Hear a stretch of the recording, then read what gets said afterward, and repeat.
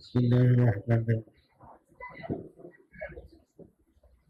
Assalamualaikum warahmatullahi wabarakatuh.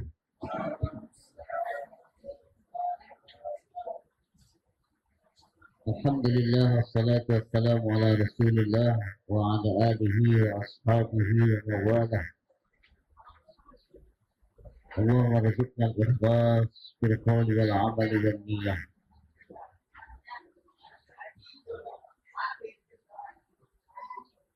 Para ikhwan dan akhwat Bagan Batu Hijrah yang dirahmati Allah Subhanahu wa taala, seiman dan sekeyakinan. Juga kita berterima kasih kepada Sahibul Bait yang telah menyiapkan fasilitas untuk kita dalam kajian Bagan Batu Hijrah. Insyaallah pada sore ini kita melanjutkan kajian tentang kajian tauhid atau akidah yang bertema sifat 13 bagi Allah Subhanahu wa taala. Sebagaimana kita ketahui bahwa Allah Subhanahu wa taala disifati dengan sifat-sifat yang sempurna. Ada sifat yang sempurna bagi makhluk tetapi tidak layak bagi Allah. Ada sifat yang sempurna layak bagi Allah tapi tidak layak untuk makhluk. Dan disinilah perlunya kita mengkaji. Apa contoh misalnya? Allah Subhanahu wa taala tidak dikatakan cerdas. Padahal kalau sifat cerdas itu sifat yang menunjukkan kesempurnaan bagi kita. Tapi Allah tidak dikatakan cerdas, tapi Allah dikatakan alimun, maha mengetahui. Ini salah satunya contohnya seperti itu. Ada lagi sifat yang layak bagi Allah tapi tidak layak diperuntukkan untuk makhluk. Ya. Contohnya seperti apa? Al-Mutakabbir. Makhluk tidak layak bersifat dengan mutakabbir. Tapi kalau Allah layak. Jadi oleh karena itu perlunya kita mengkaji sifat yang 13 ini.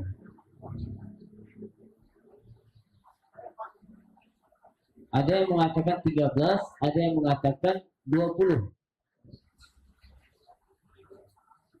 Ini yang wajib kita pelajari. Bukan sifat Allah itu terbatas 13 atau 20, tidak. Nah, ini yang wajib kita pelajari, kita pahami. Kenapa hanya 13 ini? Padahal sifat Allah tidak terbatas. Karena 13 ini sering diulang-ulang sebutannya dalam Al-Quran atau di dalam hadis. Sehingga para ulama katakan, karena seringnya diulang-ulang, wajibu ma'rifatuha ujuban ainiyah. Maka wajib untuk mengetahuinya sebagai fardu ain. Jadi kita tidak membatasi 13 atau 20, tidak. Tetapi yang 13 ini sering diulang-ulang di dalam hadis atau dalam Al-Quran. Sehingga ulama kita katakan yajibu ma'rifatuha, wajib mengetahuinya. Ujuban ainiyah, wajib ain, fardu ain.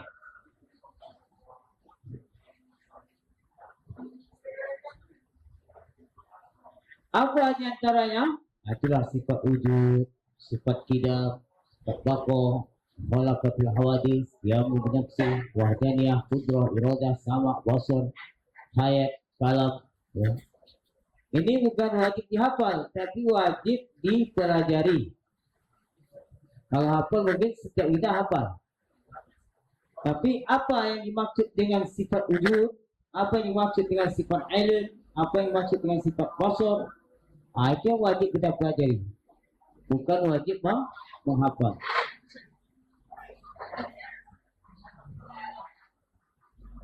Ya, maka insyaallah pada kajian kita sore ini kita akan bahas beberapa sifat saja.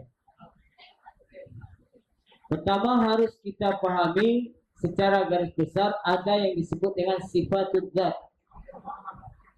Apa itu sifatul dzat? Sifatul dzat itu artinya Allah pasti disifati dengan sifat itu. Dan tidak disifati dengan lawan sifat tersebut. Contoh, Allah disifati dengan mendengar, maka Allah tidak disifati dengan sifat tuli. Karena lawan dari mendengar adalah tuli. Ini yang disebut sifat zat. Allah disifati dengan wujud, pasti ada. Maka Allah tidak disifati lawan daripada sifat wujud, sifat ada. Apa lawan daripada ada? Tidak ada. Maka orang yang mengatakan Tuhan tidak ada atau yang menafikan ketuhanan seperti paham orang ateis, ya, ini pemahaman yang sesat. Karena Allah sudah pasti tidak disifati dengan tiada. Karena dia adalah lawan daripada sifat zat, lawan daripada ada. Begitu seterusnya. Lawan dari yang 13 itu atau yang 20 itu, Allah tidak disifati daripada lawan daripada itu. Allah disifati dengan basar, melihat. Maka Allah tidak disifati dengan sifat lawan dari melihat Allah. Buta, itu tidak melihat. Itu. Jadi cara memahaminya seperti itu. Ya. Kemudian yang kedua disebut dengan sifatul af'al. Apa yang maksud dengan sifatul af'al? Allah disifati dengan itu sifat juga dengan lawan sifat tersebut. Seperti menghidupkan. Allah disifati dengan al-ihya, menghidupkan. Juga Allah disifati dengan lawan daripada menghidupkan. Apa itu mematikan. Dua-duanya Allah disifati dengan itu. Ini yang disebut dengan sifatul af'al. Paham ya? Ini penting. Ini kaitannya dengan keyakinan. Jangan sempat kita salah memahami ini. Jadi Allah yang menghidupkan, Allah juga yang mematikan. Ini namanya sifatul af'al. Perbuatan. Fa'al, fi'il, artinya kan perbuatan.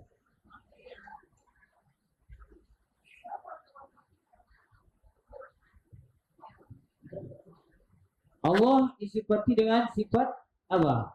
Menjadikan seseorang itu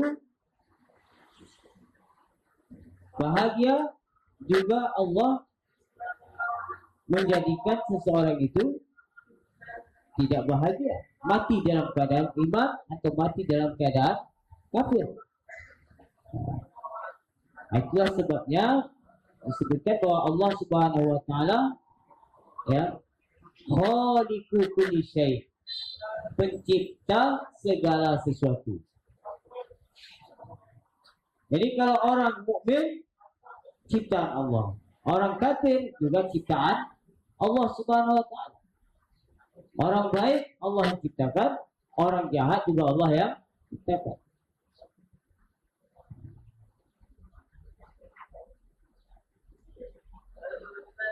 Tetapi ketika Allah menciptakan seseorang itu jadi orang jahat atau orang kafir, tidak dikatakan Allah Ta'ala itu bersifat zalim.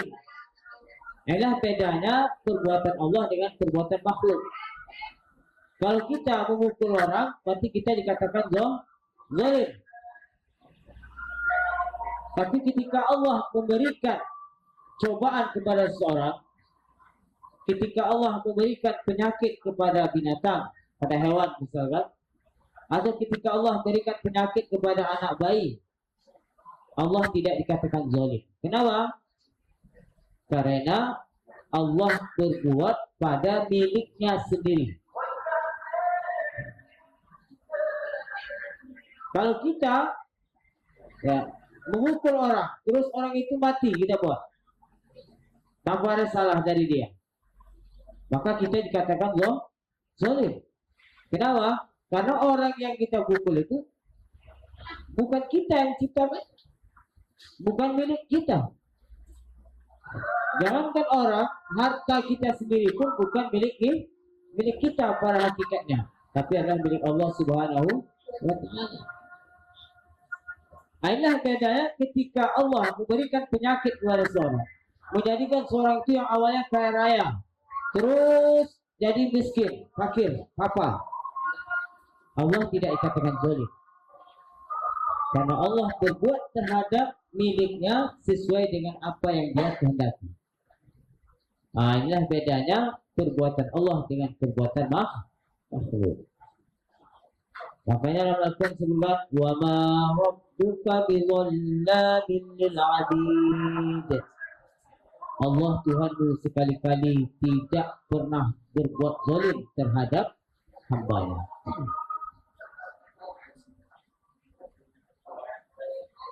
Tahu ya? Ini antara sifatul dzat dan sifatul af'al.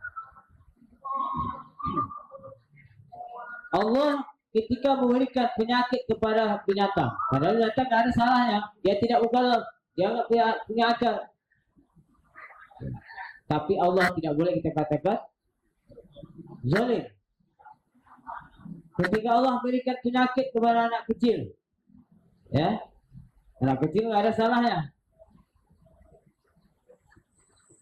tak boleh kita katakan Allah berbuat zalim kepada anak kecil. Kenapa? Karena Allah berbuat terhadap miliknya sendiri. Tapi kalau kita mencuri hak orang, memukul orang, kita katakan zalim, karena kita berbuat bukan pada milik kita sendiri. Paham ya? Itu bedanya. Sehingga Ibnu Ruslan, pengarang Zubat, makan Zubat, di sana beliau menyebutkan Fardun 'alan nasi imamun sabun wa ma 'alal ilahi syai'un yajibun. Kadza lahu ayyulimal atfala wa wasfuhu bidzalimi istahala. Kadza lahu ayyulimal atfala. Ketika Allah berikan penyakit kepada anak kecil atau binatang, ya, atau anak kecil, ya, itu Allah bukan berbuat zalim kepada dia. Ketika Allah berikan musibah penyakit kepada orang soleh, kepada para nabi, para rasul, orang-orang soleh, tidak dikatakan Allah berbuat zalim kepada mereka. Para nabi banyak ada yang dibunuh, ada yang diberi penyakit, seperti yang terjadi kepada Nabi Ayub alaihissalam, padahal seorang nabi dan rasul, tak ada membuat salah. Tapi bukan Allah berarti berbuat zalim pada dia, tidak. Ketika musibah diberikan kepada orang mukmin, orang soleh, itu pada hakikatnya adalah untuk menaikkan derajat.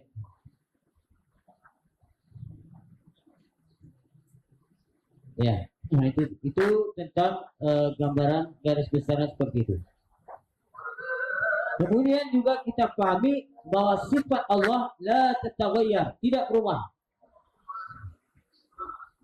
Kenapa? Karena at-taghayyur, karena perubahan itu adalah sifat makhluk. Kita ini berubah. Dulu kita kecil, besar, tak bisa ngomong, bisa ngomong. Ya? Dulu nggak bisa berlari, nggak bisa jalan, sekarang bisa. Itu kan taghayyur, berubah. Matahari berubah. Dari pagi dia bersinar, ini sore dia akan tenggelam. Ya. Bagio juga berubah, ya. Dulu dari kecil nggak ada jenggotnya, nggak ada kumisnya, sekarang nggak ada jenggot, ada kumis, berarti berubah. Kenapa? Wajar, karena dia makhluk. Dulu nggak ada tumbuh apa-apa waktu dari kecil lahir, lulus.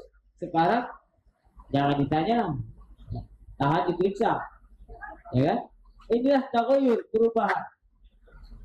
Sehingga ulama katakan akbaru alamatil hudud at-taghayyur. Tanda baharu yang sangat menonjol itu adalah perubahan.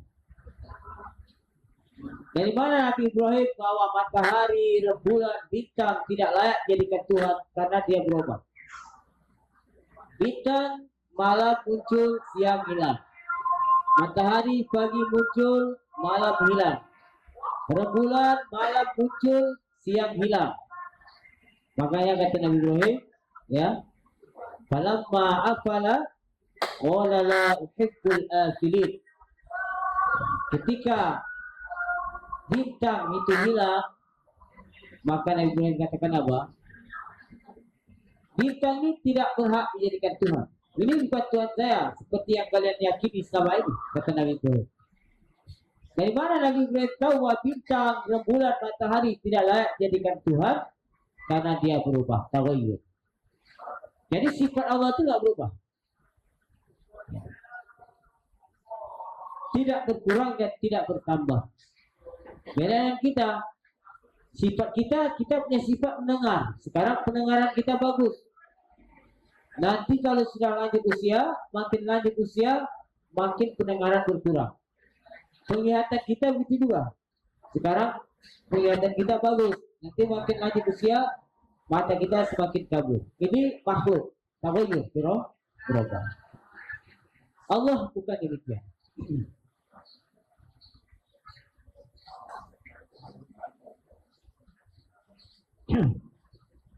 Paham ya?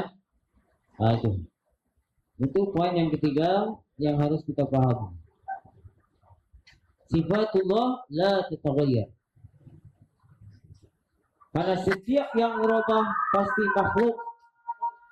Setiap yang berubah pasti ada yang merubahnya dalam perubahan itu. Ini pepohonan kita lihat sekarang hijau di sekitar kita ini. Satu saat dia akan menguning.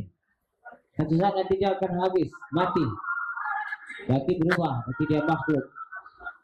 Maka pohon tidak layak dijadikan Tuhan. Api nanti berubah. Ini dia nyala, nanti padam, berarti dia tidak layak dijadikan Tuhan.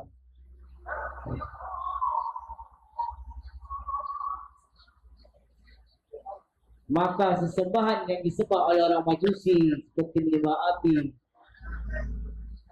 ya, orang Jepang menyembah matahari, ada sebagian orang menyembah pohon kayu, menyembah batu, itu semuanya Tuhan yang tidak berhak disembah. Kenapa? Karena dia butuh kepada yang menjadikannya dalam bentuk itu. Ketika kita lihat matahari itu berbentuk bulat, maka matahari itu butuh kepada orang yang menciptakannya dalam bentuk bulat itu. Berarti dia butuh. Kalau butuh bukan Tuhan. Butuhnya nama makhluk. Kita ini butuh duduk, butuh makan, butuh minum, butuh apa lagi? Butuh istirahat. Berarti kita makhluk karena butuh.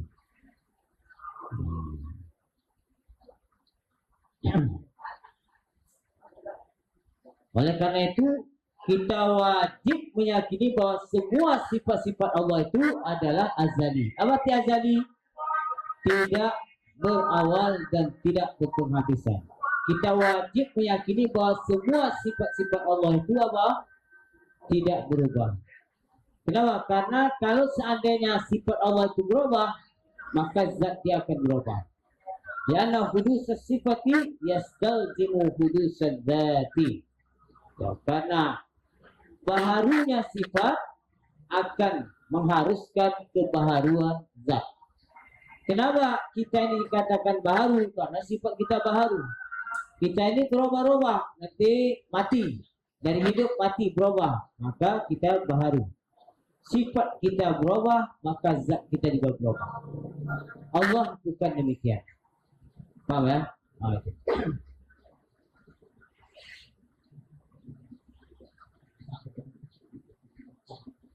Ya. Al-Imam Abu Ja'far At-Tahawi, beliau mengatakan dalam kitab Matan Aqidah Tahawiyahnya, beliau mengatakan apa? Naqulu fi tauhidillahi mu'taqidina bi taufiqillah. Innallaha wahidun la syarika lah. Imam Abu Ja'far At-Tahawi mengatakan apa? Kita mengatakan meyakini, ya, pada mentauhidkan Allah, mengesahkan Allah Ya, mu'taqidina bi tauhidillah wa innallaha wahidun la syarikalah. Allah Maha Esa artinya la syarikalah, tidak ada serupa sekutu baginya. Maka kalau ada orang mengatakan Tuhan itu berubah, berarti punya serupa. Kalau ada orang mengatakan Tuhan itu bertempat, berarti Allah punya serupa. Kalau ada orang mengatakan Tuhan itu berbentuk atau berada di satu arah, berarti Allah banyak keserupaan baginya. Oleh karena itulah kita tidak akan mampu untuk mencapai memikirkan zat hakikat Allah Subhanahu wa taala. Ini pada prinsipnya. Kita disuruh memikirkan ciptaan Allah dan dilarang untuk memikirkan zat Allah karena tidak akan sampai. Bagaimana kita memikirkan sesuatu yang tak berbentuk, sesuatu yang tak punya ukuran, sesuatu yang tidak bisa digambarkan, nggak bisa. Makanya ayat-ayat dalam Al-Quran dan hadis kita itu disuruh apa? Disuruh memikirkan ciptaan Allah Subhanahu wa taala. Inna fi khalqis samawati wal ardh wa ikhtilafil laili wan nahar. Pikirkanlah kamu dalam penciptaan langit dan bumi, siang dan malam, pertukaran malam dan siang. Itu kita suruh pikir, bukan mencari-cari Tuhan, mencari zat hakikat Allah, tidak akan ketemu.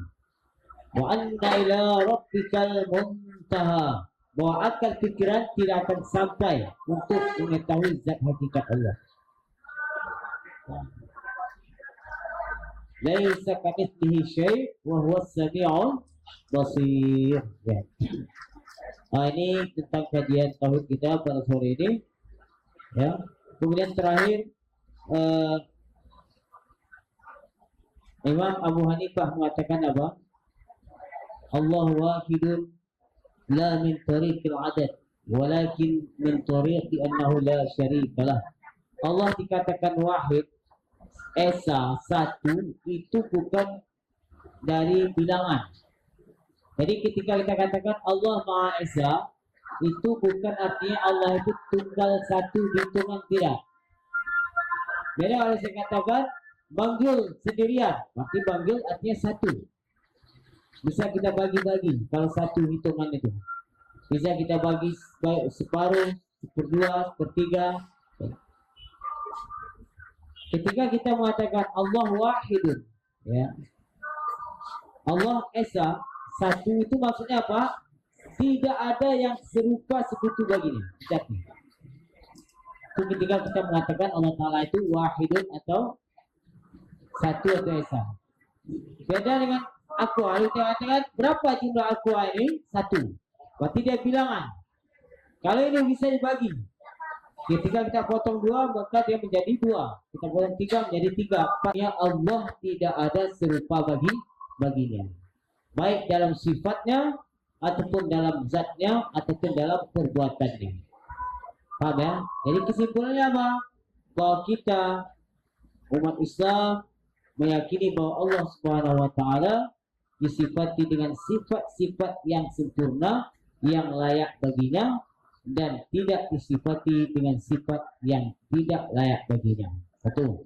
Yang kedua, kita meyakini bahwa seluruh sifat Allah itu adalah azaliyah, abadiyah. Ya, ada tanpa permulaan dan tanpa penghabisan. Seluruh sifat Allah la tataghayyar, tidak berubah. Ya. Maka orang yang mengatakan sifat Allah berubah atau mengatakan bahwa sifat Allah itu adalah baharu, maka dia telah batal imannya. Nauzubillah min dzalik, cuma nauzubillah min dzalik. Ya, mungkin itu yang dapat kita sampaikan pada kajian tauhid kita kali ini. Mudah-mudahan dapat kita pahami, ya, nanti bisa diulang-ulang lagi karena pelajaran tauhid ini adalah pelajaran yang pokok, ya, yang wajib kita, setiap dari kita itu memahaminya. Setiap dari kita wajib untuk memahaminya. Kenapa? Karena urusnya dengan keyakinan. Kalau keyakinan rusak, maka rusaklah semua amal ibadah kita. Ya. Maka para nabi dan para rasul, mereka terutama membawa para umatnya, kaumnya kepada apa? Kepada mentauhidkan Allah Subhanahu wa taala. Seluruh para nabi dan rasul dari zaman Nabi Adam alaihissalam sampai Nabi kita Nabi Muhammad, apa yang mereka seru yang pertama tentang mentauhidkan Allah Subhanahu wa taala, mengenalkan Sang Pencipta kepada umatnya. Nah, ini misi para nabi dan rasul. Ya. Kenapa? Karena kalau keyakinan salah, ya, maka ini sangat berbahaya. Sangat berbahaya. Karena urusannya mukmin kafir. Ya. Oleh karena itu kita ya harus memperkuat akidah kajian tetap berkaitan dengan pengenalan makhluk kepada Allah Subhanahu wa taala. Inilah cara mengenal Allah dengan pengenalan terhadap Allah Subhanahu wa taala. Bukan dengan membayangkan, bukan dengan mencari-cari, menghayal-hayalkan. Tidak seperti itu pengenalan kepada Allah. Pengenalan kepada Allah dengan mempelajari apa itu sifatullah, apa itu sifatul af'al, ya, apa perbedaan antara sifat Allah dengan sifat makhluk, ya, apa perbedaan perbuatan Allah dengan perbuatan makhluk. Itu cara mengenal Allah, bukan dengan membayangkan, mencari-cari, menghayal, mereka-reka. Tidak seperti itu. Makanya kata Imam Ali karramallahu wajhah, "Man za'ama anna ilahana mahdud, faqad jahilal khaliqal mahdud." Orang yang meyakini atau mengatakan Tuhan itu berbentuk, punya ukuran, faqad jahilal khaliqal mahdud, maka dia belum kenal siapa Tuhan yang berhak disembah. Ya, mungkin sampai sini kita tutup. Kalau ada pertanyaan, nanti setelah ini kita buka sesi tanya jawab. La ilaha illallah, la ilaha illallah, la ilaha illallah. Allahumma salli ala sayyidina Muhammad wa ala alihi wa sahbihi wa sallim. Rabbi ighfirli wa liwalidayya wa lil mu'minina wal mu'minat walhamdulillahi rabbil alamin. Wassalamualaikum warahmatullahi wabarakatuh.